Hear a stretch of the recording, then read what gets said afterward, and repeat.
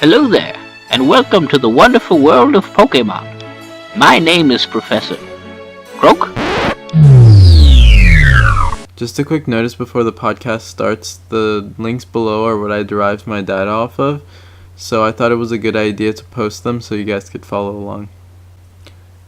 A lot of the time when someone somehow finds out that I play competitive Pokemon, they ask me what is the best Pokemon to use, or just what is the strongest Pokemon there is. It must be Charizard, or Pikachu's strong, go Pikachu, right? But sorry to disappoint. In this video I'll be proving why there are many reasons as to why one particular Pokemon can't be chosen as the best. And so I'm gonna get started right ahead with the kind of preliminary things. One has to know that team building isn't just putting 6 Charizards into your team and just giving, with flamethrower and just spamming that. And obviously there's species clause, but let's not get into you know what I mean. I just mean that you can't just have Raichu Thunderbolt and Charizard Flamethrower. I mean, that'd be all fine and dandy, and oh yeah, that's a classification of hyper offensive team, but it's just not how it is always. So there are different roles in team building, and this is what I'm going to be talking about, because I have to talk about this before I enforce any other type of factor, so one role is utility. Blissey is a wish passer. If you want a status inducer or a hazard setter, Fortress is perfect. These are both good examples of utility Pokemon. Next is Sweeper. Sweepers are like Scizor or Aegislash. They usually have a status increasing move like Sword Dance. Scizor and Aegislash both actually, and on top of that, Scizor is the sweeper because of Bullet Punch. Can just really abuse Pokemon, but a lot of people do know how to play against it, and that also accounts into why not one Pokemon is the strongest, because there's always counters to it. Anyways, sweep blockers, how convenient.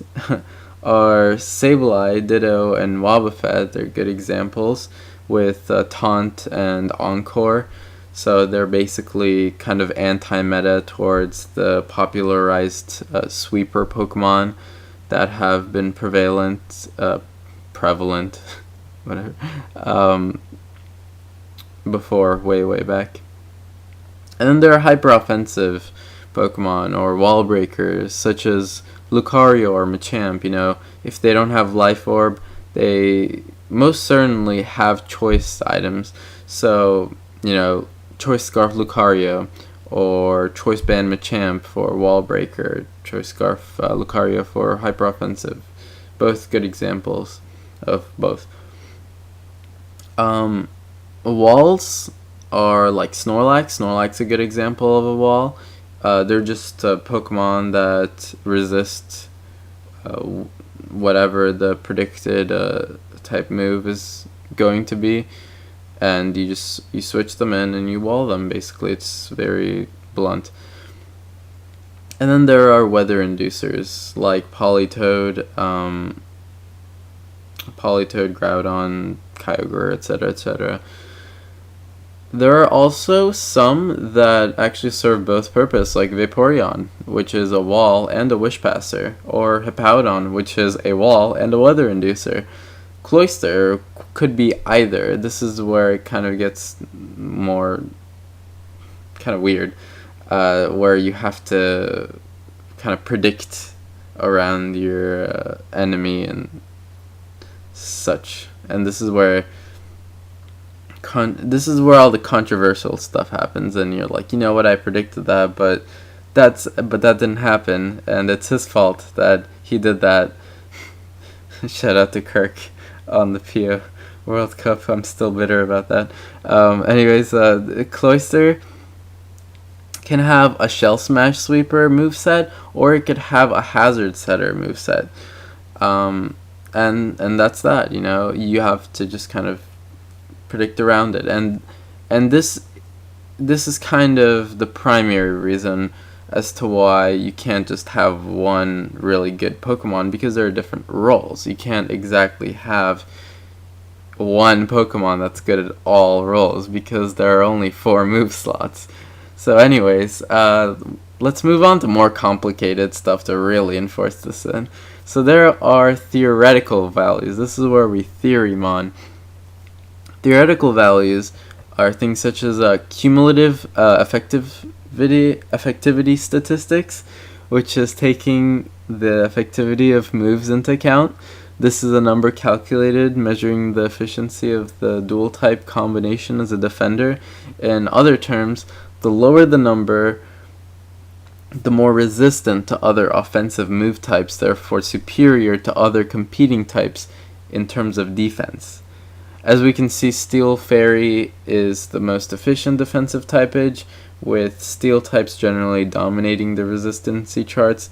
On the other side, we see Grass, Ice, Rock types failing to be good defensive types. If you've ever played competitively, you probably have been conditioned to switch out as you realize you have a Grass, Ice, or Rock type out on the field.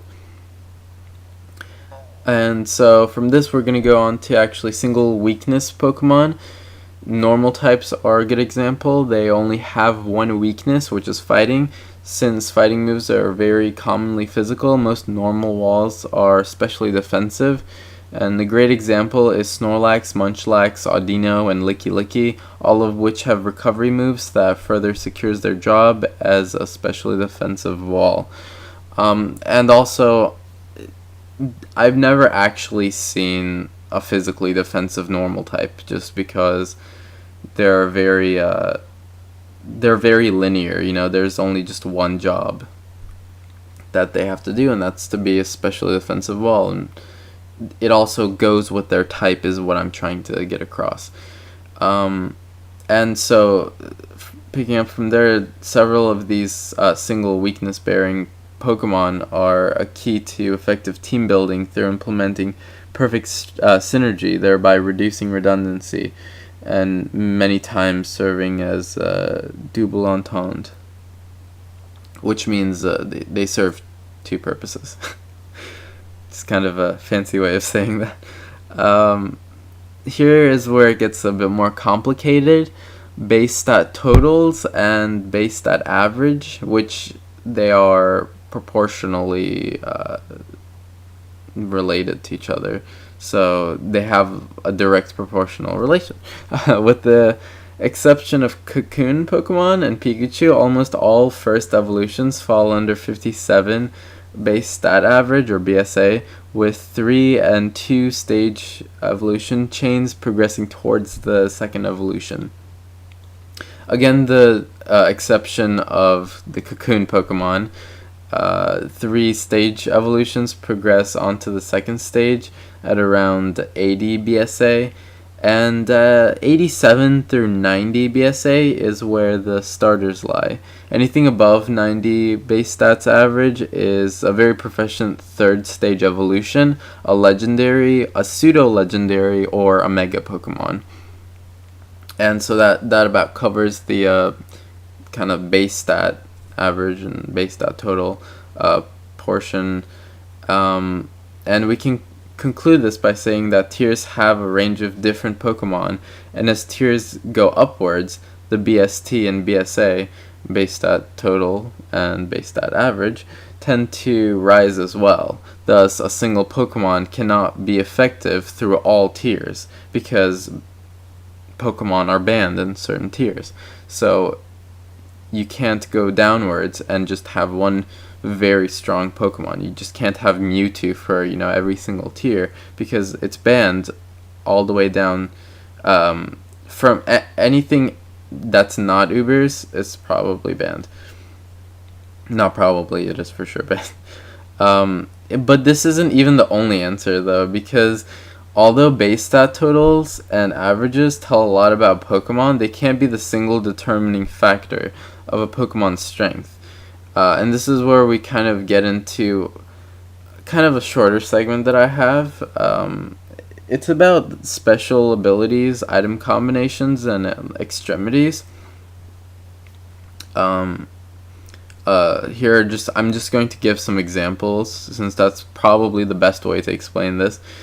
Is Shed Ninja, 1 HP, has has Wonder Guard, which is an ability that basically prevents anything that's not a super effective move to damage Shed Ninja. So, in other words, you require a super effective move or a status inducer in order to take out Shed Ninja.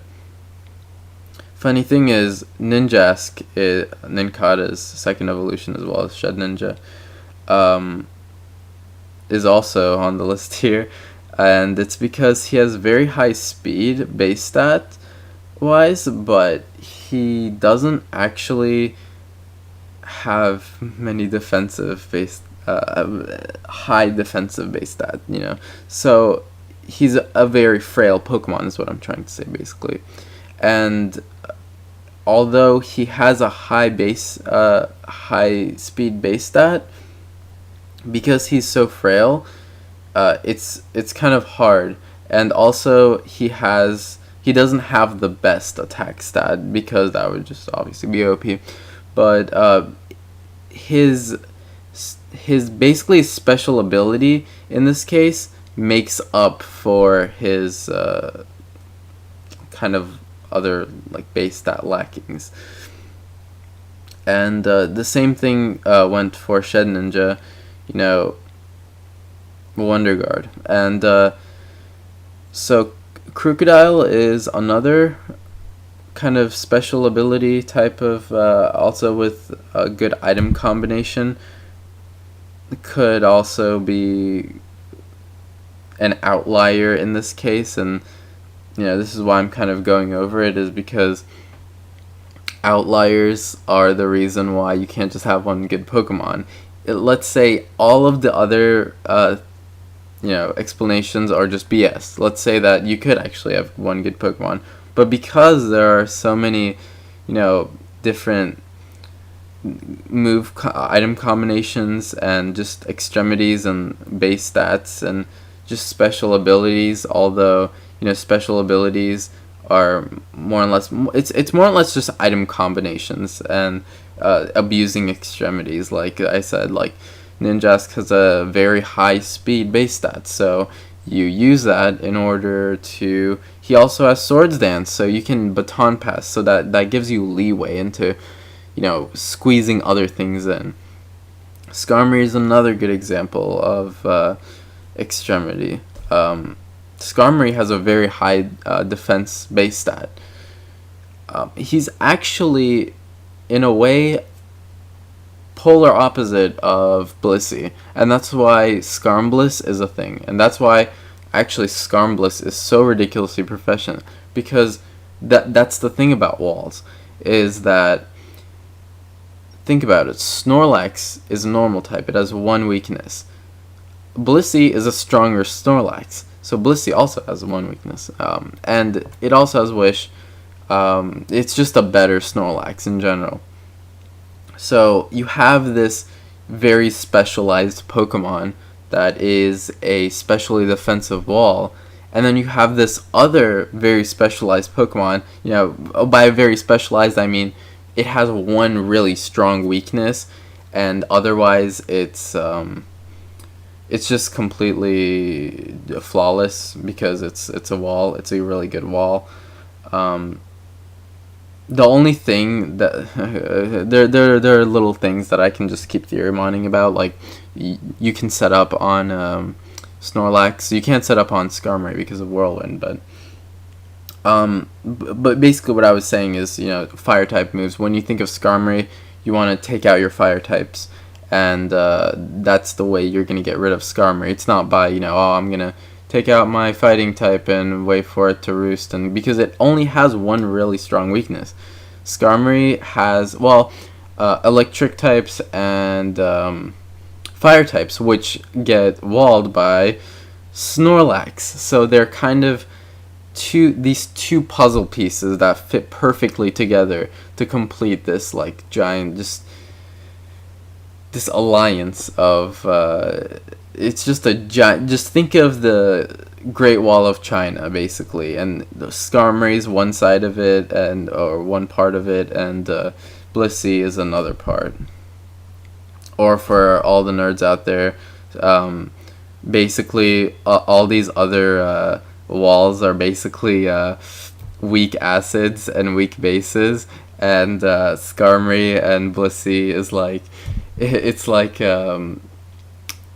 sodium hydroxide and like sodium hydroxide and fucking like hydrogen hydrochloric acid. There you go. I couldn't think of a strong acid. Sorry.